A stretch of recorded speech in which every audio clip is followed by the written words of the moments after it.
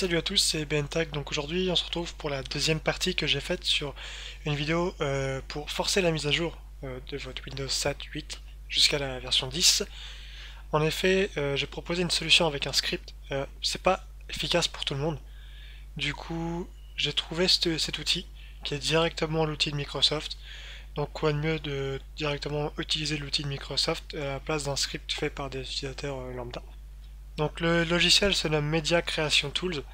En fait, il va vous permettre de forcer la mise à jour du coup de Windows 10. Alors, il y a deux versions, la version 32 bits, 64 bits, selon vos systèmes d'exploitation. Jusqu'à là, je pense que vous me suivez. Actuellement, je suis sur Windows 10, donc je vais pas pouvoir aller jusqu'au bout des choses, mais vous aurez compris, c'est extrêmement simple. Il suffit de l'exécuter. C'est sans installation, c'est une version portable, c'est juste un petit logiciel qui s'exécute. Une fois qu'il est lancé, vous avez deux choix. Donc jusqu'à là, rien de compliqué. Soit vous mettez à jour votre PC maintenant. Donc en gros, qu'est-ce que ça va faire? Ça va télécharger Windows 10 localement, comme une mise à jour Windows Update, on va dire ça comme ça. Il va la télécharger, donc tout dépend après de votre connexion internet, le temps que cela va durer. Il faut prévoir entre 3 et 5 Go sur son PC, à peu près. Une fois que c'est fait, bah, du coup il va checker un petit peu, il va vérifier si tous les fichiers ont bien été téléchargés. Et du coup après l'installation se fera. L'installation ça dure environ 30 minutes selon votre PC, mais c'est environ 30 minutes en général. Donc voilà pour cette première option, le deuxième choix vous permet en gros de télécharger et pareil Windows 10 et il va vous créer un ISO directement. L'ISO ensuite vous pourrez l'utiliser pour réinstaller votre PC. Du coup là ça comprendra un formatage complet.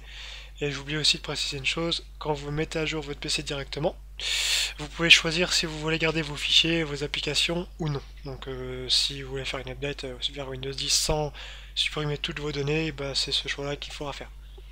Après, si ça fonctionne pas, c'est toujours la même chose. Si votre PC n'est pas éligible à la mise à jour, ça ne fonctionne pas.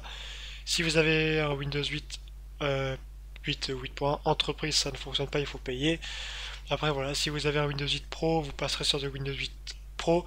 Si vous avez du Home vers du Home, enfin voilà, vous aurez compris. Donc voilà, je pense que cette solution, et en tout cas j'espère, vous aidera. C'est la toute dernière que je viens de trouver, c'est celle de Microsoft. Donc après, je vois pas quoi faire de mieux à part un petit peu exploiter tout ce qui peut être contraignant cette mise à jour.